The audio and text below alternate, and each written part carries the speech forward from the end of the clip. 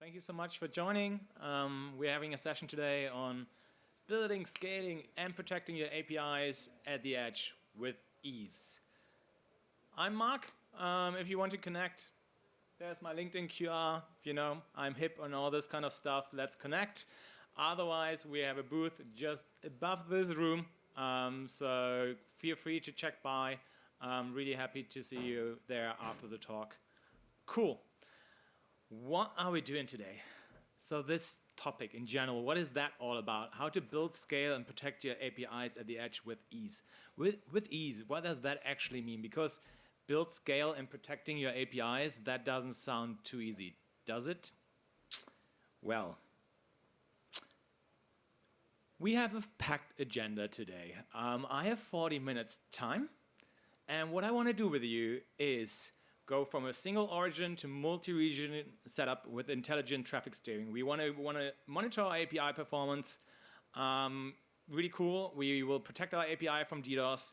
We'll protect our private endpoints from external attackers. We'll implement token-based rate limiting, payload inspection for incoming user requests. We're going to steer traffic to honeypots from bots, so that's really cool. And we'll take the origin, why use origins, completely out of the equation altogether. And the custom metrics for time series analysis, I just grabbed this morning, so we're not going to do this.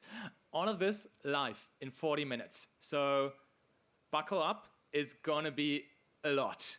If you like demos, you're in the right session. We'll do demo. I'll try to keep the slides as few as possible and show you how things actually work as much as I can. With that being said, let's go. I structure this in 3 parts: scaling, protecting, building. Okay, cool. First thing, scaling.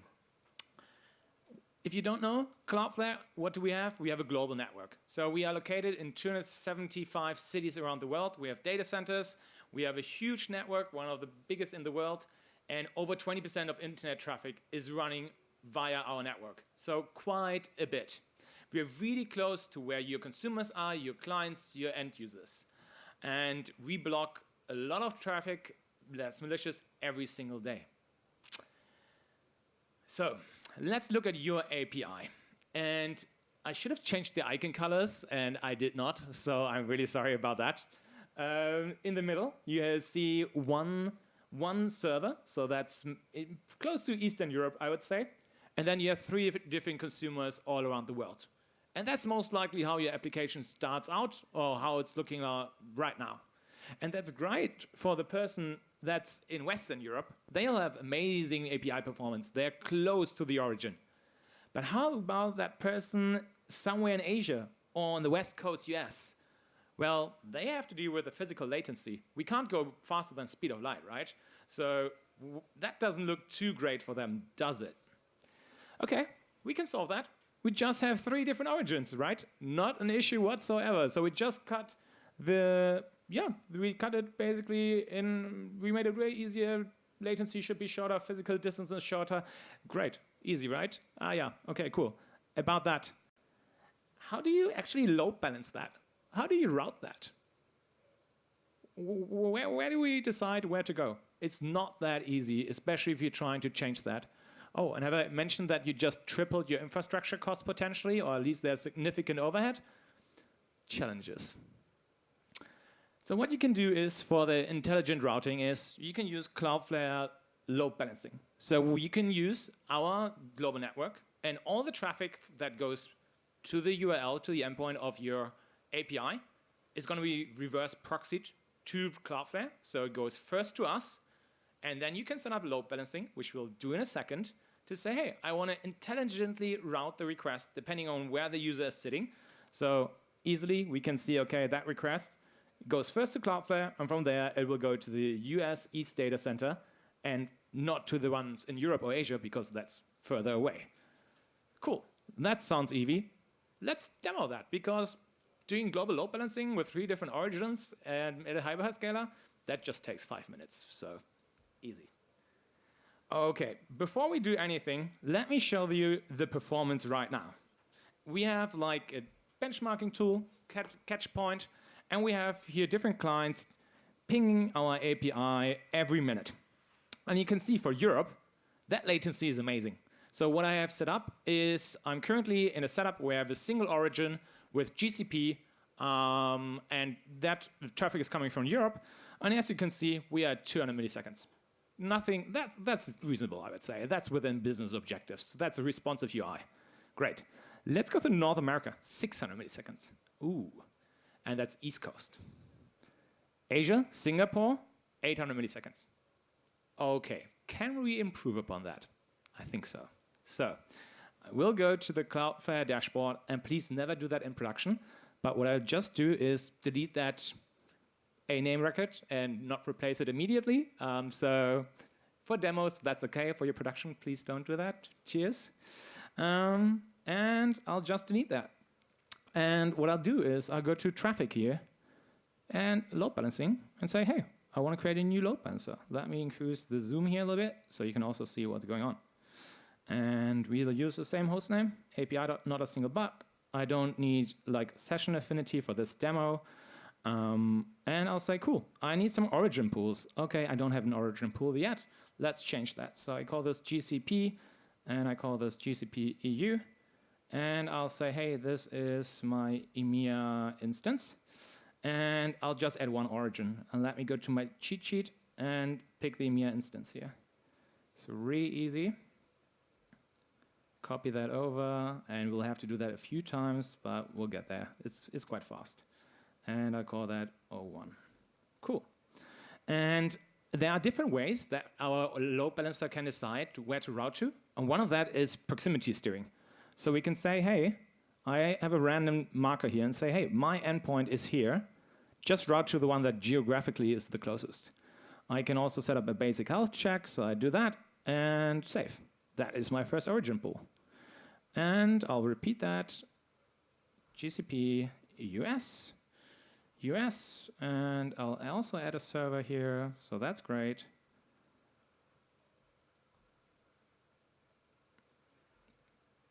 US, so just call this 01 again. And all the traffic should go here. Really simple origin pool, right? Like not much going on, but of course you could have many origins in here, and you could have failovers and so on and so forth. But for this demo, we don't need that. And I should add a health check here, so I forgot that. No worries, we got this.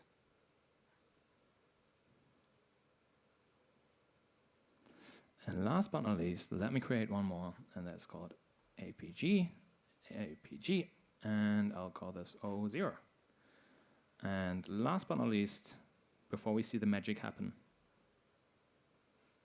enter that to configure a health check, and off you go. So here we are. Sweet. We now have 3 different origin pools, 3 different regions. Sweet. And I think, one second, it says not monitored. Perhaps I messed this up. Let's quickly check whether that's the case. No monitor. Okay, Mark, you can do this. Save. And I also know that, I don't know why it's not, I set up the proximity steering here not correctly. Sweet. And off we go. And with that, let's go and continue. I attach origin pools or monitors. Here it asks me, hey, you forgot that? Cool. Save. Sweet. And now I can decide, hey, what do you want to do? Just in failover order? Okay, that won't bring any performance boost. Dynamic steering. We don't have time for that because this actually takes 10 to 20 minutes, but that's how fast it is. What it will do is, it will just say, hey, I ping every server from every data center location that we have in our global network, figure out the round trip time, and then say, yeah, I automatically steer to the right server based on the latency, real time, updated in real time. So if there's degradation of the network somewhere around the world, we update that in real time, and your request will still go to the fastest region. What we'll do here, because we don't have 20 minutes for that to figure itself out, we'll just go geo-steering. I will go to the closest thing here, or proximity it is actually. So I'll do that and say, great, no custom rules, and I'm ready to review, and I'm ready to save and deploy. What we have to do now is wait roughly 2 to 3 minutes for the effects to kick in. So I'll go back to the slides, tell you a little bit more about Protect, and then we look at the performance again. Does that sound good? I hope so. So let's quickly go to DNS. And as you can see now, we have a load balancer here, API, notasinglepub.com. I hope you find the domain as ironic as I find it as a developer. Great. OK, cool. With that, let's go back to the slides. Protect. How do you protect your APIs currently? Are they protected against DDoS? What about bots that are currently scraping perhaps your APIs that are public and not authenticated? Or that might be authenticated, but still can be scraped quite easily. Do you actually check your payloads? Are they validated? Do you check for the schemas? Are your docs up to date? And how do you do rate limiting in a globally distributed fashion if you have multiple origins? Because now that gets interesting, right? And as I promised, yep, we can do all of that with Cloudflare. And also, I'm not a huge fan of slides, so we're going back to the demo. Cool. In the meantime, we should have seen 1 or 2 requests coming to this. OK, it still needs to populate the DNS, so you can see all the failed requests when I said don't do this in production. Yeah, so let's give it a few more seconds. No worries. What I want to show you is what a request looks like right now. So we're just having an JSON server here, nothing crazy. I think all of you have seen that. We have a few different endpoints, post, great, comment, great. OK, cool, no worries. Let's go to the DDoS part. So when we set up that load balancer, there was a setting here. And I want to show that to you. Traffic, load balancing. It says proxied. And with that one toggle that is on by default, you have one of the best DDoS protections in the world enabled. No configuration needed whatsoever. You can check out radar.cloudflare.com. You can check out our blog. We publish a lot of research papers and monitors about what's going on the internet. Done. If you want to customize that, yes, you have the settings for that as well here if you wanted to. But actually, the default settings are quite all right. So done. Check. Let's go a little bit and talk about, hey, how about rate limiting? So let me do that. And I quickly need to go here to the WAF, and I go to rate limiting. Cool. And I could say, cool, I want to say, I call this just API days. And I say, I just want to match all requests, or in theory, I could just say if the host name equals API dot not a single bug, then I want to block with a custom JSON, so I can figure what I want. And I say message rate exceeded, or whatever I need. Cool. And I say, hey, I want to block them for 1 minute. If you exceed 5 requests per 10 seconds with, and I can say IP, or I can say, okay, perhaps per host, per ASN, whatever you want, or country. And what I want to do is headers. So most likely, I will have a header called auth, where I have a bearer token in here, right? Nothing crazy. You've seen that before. Whatever header you want, you go and deploy that. And with that, the press of this button, congratulations, you have global rate limiting based on users. So let's check this out. I have one user here, and if we check the headers, nothing crazy. We have the bearer token 1 to 3, and let's send a little bit of traffic towards that user, towards the API. So, and rate exceeded. Crazy. Let's try a different user with a different header. And of course, that works like a charm. Going back to the other user, still rate limited, right? So really, really easy to do. Globally, all around the world, no performance whatsoever, because we have that global network. All of the rate limiting, all of the WAF is done at every single data center that we have. So it's not based on any region. If you do the same thing, perhaps on your own infrastructure, yeah, that's sitting just before your origin. But what if you have multiple origins? What if you're having a multi-cloud strategy? You pay a price then for security, and that price is performance, not with Cloudflare. OK, cool. What else can I do? I could say, in theory, hey, How about, I have a rule here, say, I want to block all EU traffic. I configure that. I will not show you that. It's not crazy. It does what it says. Pretty simple. You can inspect the payload. You could say, hey, and I'll just show you this roughly. We say, hey, if the body here in the JSON, in the body says the string block or whatever doesn't equal block, you could even put a regex in here. If it doesn't match your content validation, if there's something malicious going on from some IP, you could say, hey, the following value can only be done from my internal network or can only be done from one country, whatever. You can inspect the payload in real time. The performance penalty is 0 milliseconds, a few microseconds. It's that fast. We do this at scale. We do this with a few million HTTP requests every second. Like a lot. It's our main business. Cool. So that's great. But how about we go from, so let's first, before I forget that, check the performance here. And I need to check what I configured wrong. But Europe is the same and all the others are dying. Demos are great. Love demos, would recommend 10 out of 10. We can fix that later, but that's great. What we did so far is a negative security model. So we're saying, by default, everything is open, and we just restrict the actions that you can do.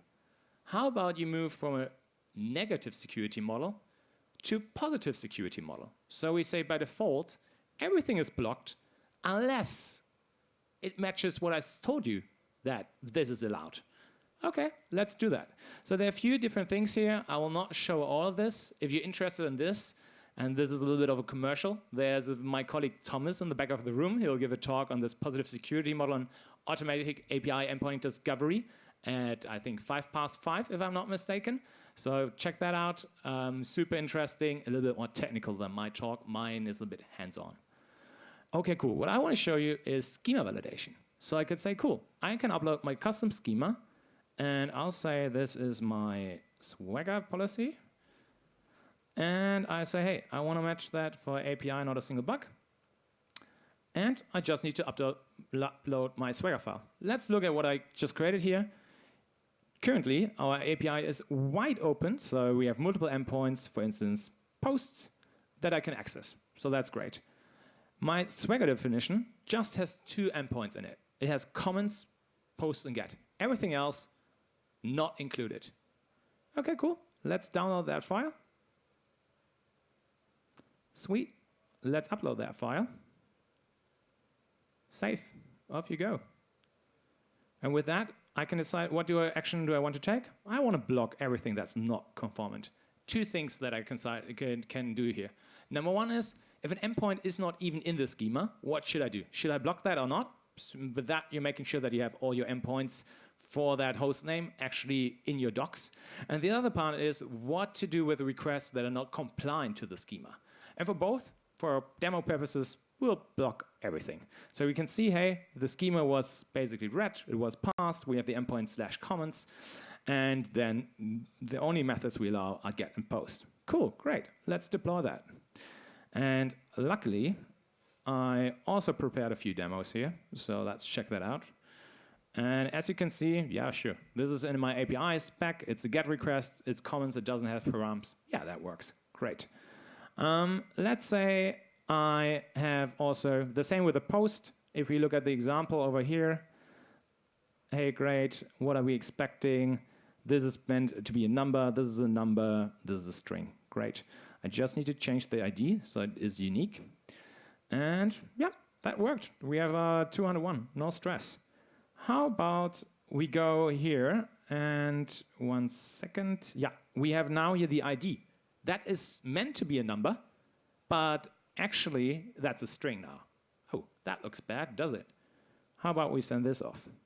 And this is currently an HTML page that we're getting back. I could have customized this, but I'm a huge fan at starting at 0 in demos and not saying, I pre-configured this, is super easy. It might have taken me 2 days. So this is not the best response you're getting, but you're getting a 403. Interesting. So yeah, we just, based on the schema that I just uploaded with like, how long did that take me? 30 seconds. I get basically a protection against bad request schemas coming in. Or I'm missing a property that's required. And this one, I need to double check what's going on here, but should be okay. Wrong request method, also being blocked. And of course, posts, an endpoint that worked before that we just seen, as it's not in the schema, also not here anymore. Interesting. So all of that, you moved to positive security model with roughly 30 seconds of time. Why is that great? Because that ensures your API documentation is up to date. That's a single source of truth. It's not that there's the code reality, the endpoint that actually exists. There's the documentation reality, and then there's the security policy reality.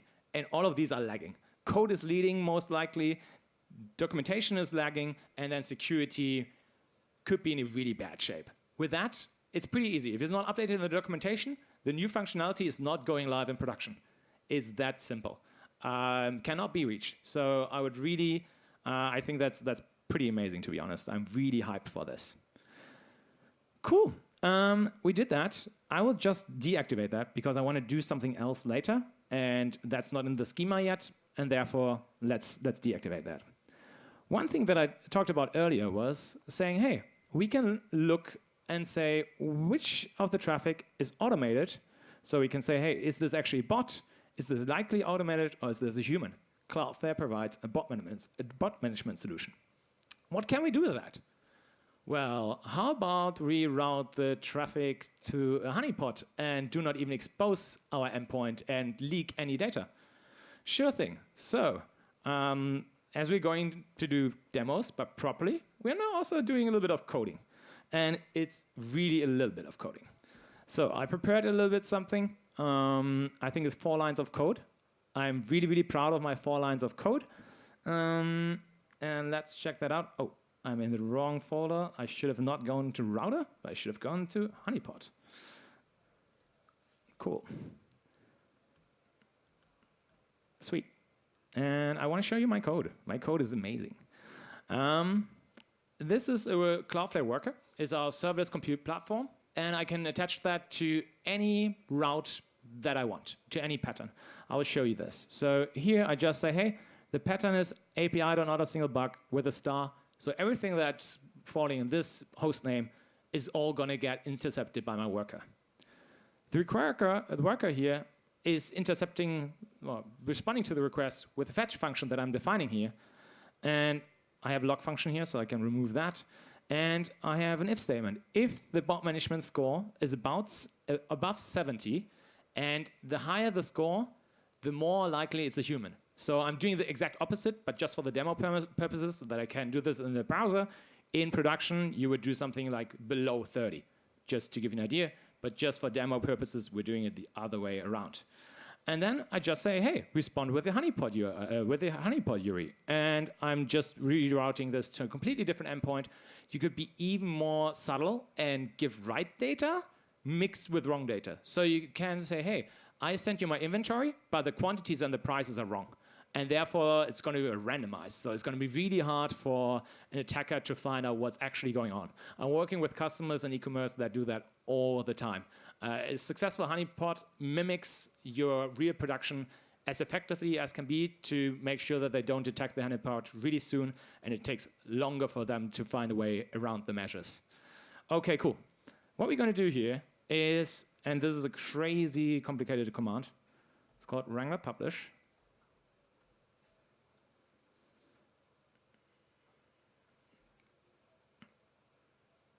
And we're deploying this now. Takes a few seconds. That's fair. And with that, we're done. So let's go to the API again, see what happens. So let's check out the same endpoint. It usually, oh, I'm getting something else because I just redirected that to another endpoint that is just checking the values here. And I still have rate limiting on, so I should perhaps disable that for the demo. That happens when you do 30 things at the same time in 40 minutes.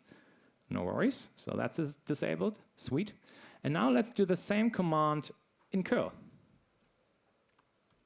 Well, guess what? Here, we're fine. So I can really selectively say, hey, I have all the logic in the world. Actually, in my code, I just use the bot score. But I could also say, hey, let's behave differently depending on the header. But if I have a JWT that's valid for a user that's logged in, I will not redirect them. If they're coming from this country, I'm not going to do this. You have all the logic that you want. You have code here. Feel free to do whatever you want. So we got also our honeypot set up. Sweet. Let me check. I think I showed everything that I wanted to show you in protection.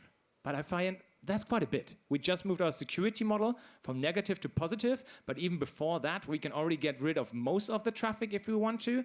We have honeypot detection with like automatic bot detection to find out which traffic is automated, what is not. Okay, sweet. Let's go to build, and let's see whether my load balancing actually recovered, and it did not. Let me think. Let me quickly check what I defined there, because it would be really nice to actually have this running. So I'm just going to quickly check my test, and this is going to the endpoint comments, so that should be open. And I'll just we have the time, no worries. And let me quickly check if I did something wrong here, but it should not be. Okay, load balancing, they're all healthy. And let me quickly just so.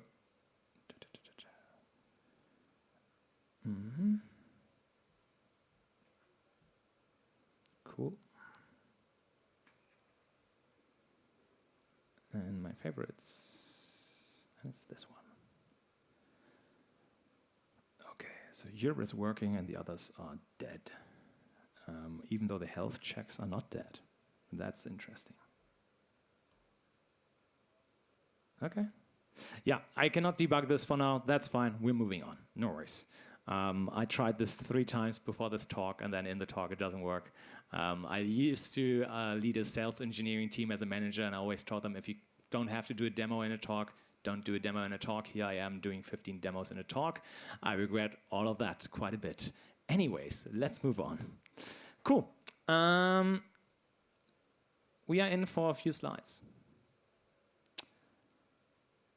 Did I mention that multi-region setup is expensive and really hard to operate? Have you ever tried managing even the same resources entirely in Terraform in multiple regions in AWS, and you just figured out, oh, that new fancy feature that I'm using in one region is not available in the other? Amazing. Have you tried to coordinate that and make sure that you have high availability? Yeah, there are some band-aids nowadays, but it's not that easy at all. So I have a proposal to make. How about we move the whole origin, the whole API endpoint, entirely to Cloudflare's network? How about we use our serverless compute platform to say, my code is not distributed in the region EU Central 1.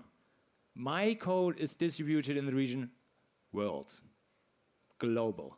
Every code, or the worker that we just saw, that's running on all of our 275 data center locations around the world. There's no need to go to any origin. There's no need to think about regions when you develop. There's no need to think about scale when you develop if you're building with Cloudflare workers. So it's our globalist serverless platform. If you know Lambda, Google Cloud Functions, it's the same thing, but not container-based, but it's based on V8 isolates. Why? Because we don't have cold starts and they scale way better. We have 0 cold starts. If you ever worked with serverless before and other cloud providers, it is really interesting to eliminating cold starts. If you're trying to scale up, you'll see them again. Provision concurrency is only so and so helpful. It is a pain. And also at some point expensive, because you're saying, hey, I wanted to just pay for what I use, but now I have provision concurrency. I'm actually paying for a container being warm all the time. Why? So we offer the same thing globally without any regions and no cold starts. So pretty nice, I would say. Cool. And the promise is write code, deploy, and done. Sweet. We also have, with that, different database options that are also globally distributed. So one of them is Workers KV. It's an eventually consistent global value store, and it's quite nice. Nothing crazy, just as you would expect. And with that, we're back to demo time. And what I would love to do is first get rid of our honeypot And I use one of my command magic tricks again. It's called Wrangler delete. Crazy. Let's get rid of that and say, hey, we are deploying our own code. So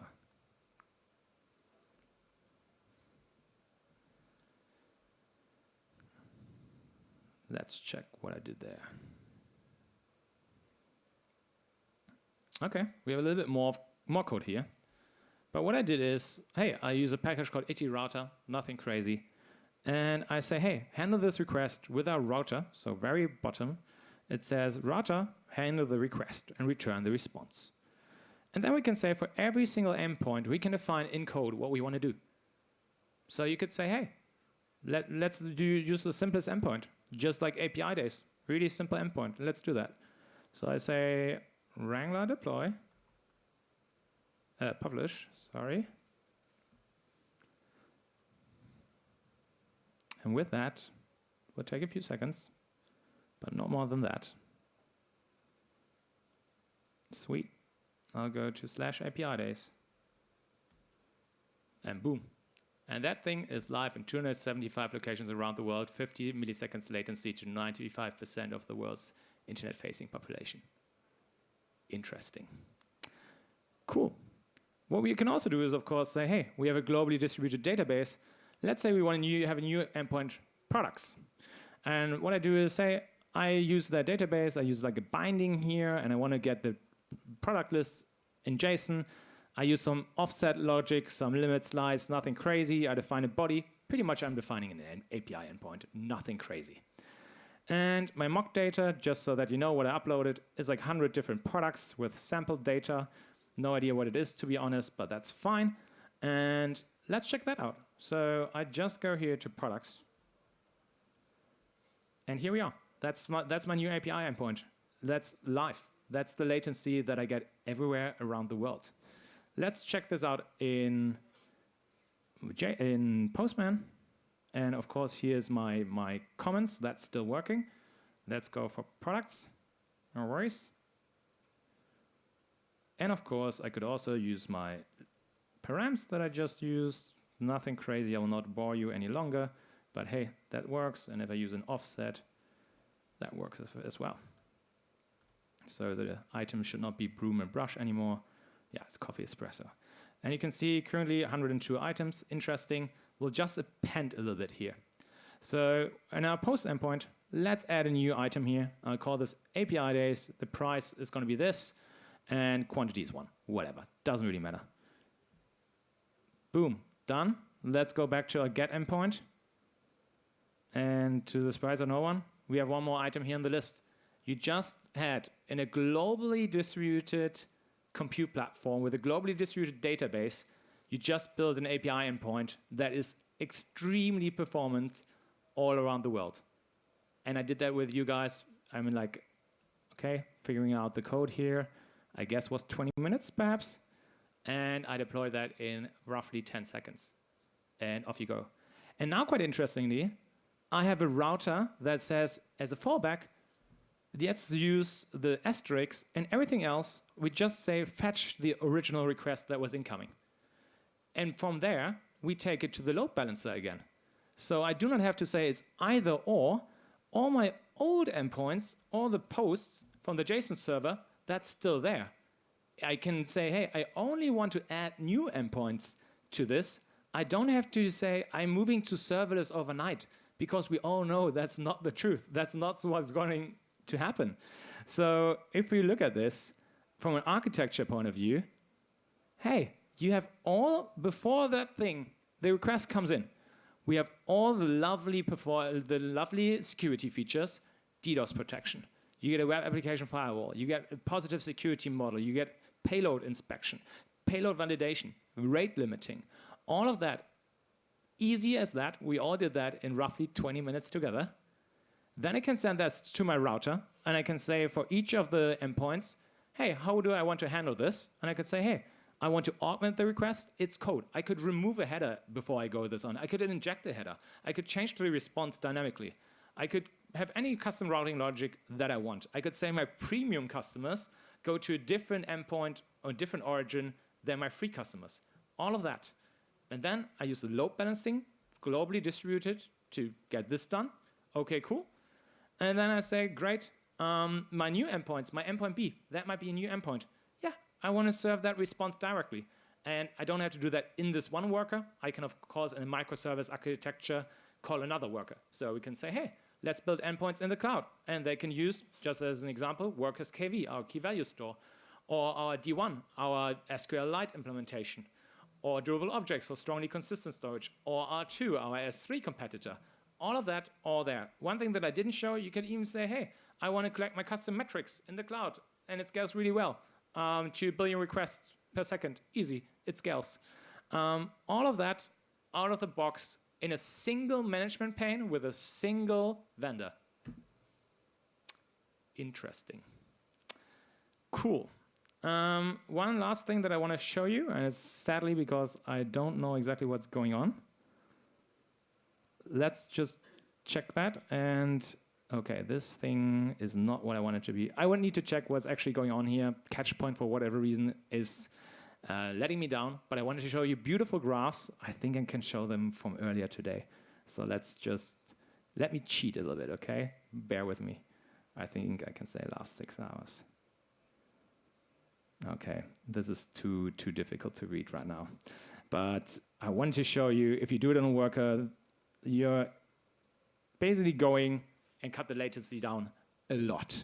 And I wish this would have worked, my catch point test. But basically what I wanted to show you, you're saving roughly 100 to 150 milliseconds per request if you do it originless with us. And that's compared to having already 3 origins around the globe.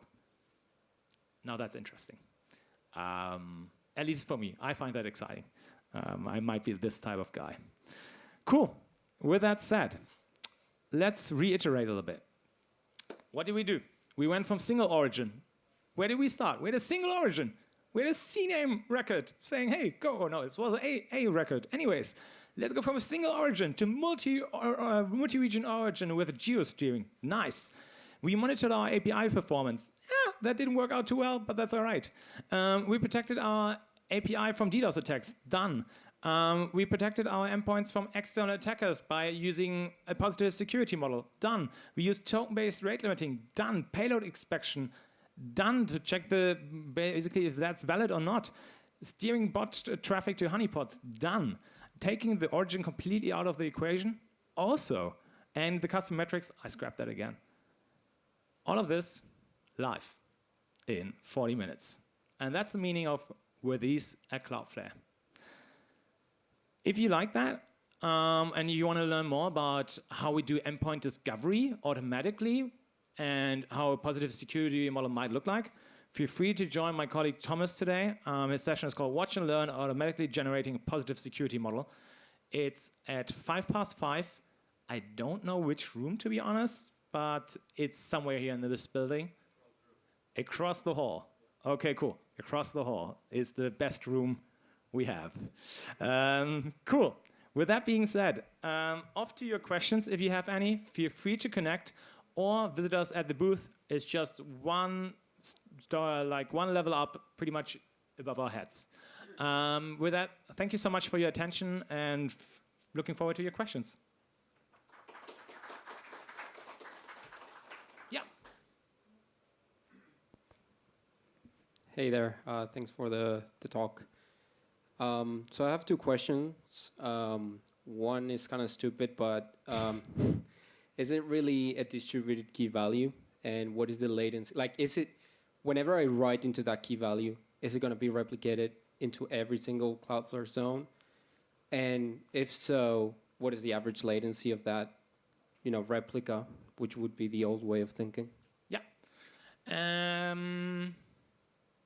What's the easiest answer here? So number 1, performance to expect, best case, and that means that we have that value at the data center where you're requesting it currently. Oh, so it's lazy loaded. Give me a second. What happens actually, and you can also find that in the documentation online, we have a huge section called How KV Works. It's actually centrally distributed in, I think, a few different data centers. I don't know whether it's 2 or 3 around the world. And all the writes go in parallel to both data center. If you then do a request from one of our locations around the world, what happens is it will check the local cache, whether we have a cached value. Those KV reads, that's basically nothing else than a really easy API for caching values. And we cache them usually for 60 seconds. So that's why it's eventually consistent, because it could be that you have a stale record in your local data center because you just requested that, and someone else just from another location wrote to that. You can control that cache duration yourself if you want to increase that cache hit ratio perhaps a little bit.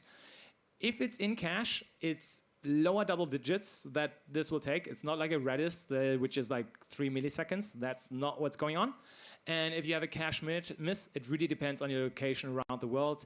I would usually, on average, say something around lower 3-digit milliseconds. That's what's going on under the hood. But I hope that answers your question to some extent. If you're looking for stronger consistency guarantees, we have that. So durable objects as well as D1s are strongly consistent.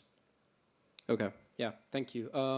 Second thing is, can I write into that key value store outside workers, like say from a backend or something? Yeah.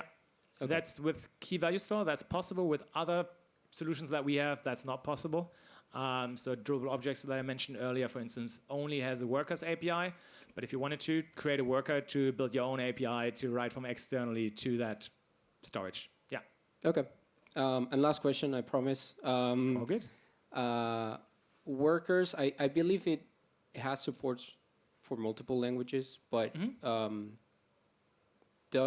so the fetch API for something like a proxy, I would say that's slow, at least compared to other languages. Does it have, is it actually Node.js that's running over there? No, it's not. It kind of interprets it a certain way. Yeah, so there are different runtimes, right? Node is one runtime, but the runtime that we are using is the V8 runtime. So that's what your Chrome browser is basically running. It's developed by Google, it's open source. And that's how we achieve that really, really low latency and startup time, because we don't have to use single processes to basically get things running and have to use containers. We use isolates. So they all run in the same process actually in the metal where we're running this, which means we have really, really low overhead. Fetch API, yeah, you might say it's slow, but it's not slow compared to the network latency that you're seeing. Fair. It's like insignificantly slower. So it doesn't really matter. When it comes to the programming languages, we basically support what the V8 engine supports, right? And that would be JavaScript and WebAssembly. And that's quite interesting because we support, for instance, Rust globally everywhere. And that's quite cool if you have something that's CPU bound. Let's say you want to do image resizing, stuff like that. I wouldn't recommend doing that in JavaScript. I would recommend doing that in a different language. And for instance, there, the WebAssembly's support is amazing. Yeah. Okay, well, thank you. More than welcome. Any more questions? Yeah.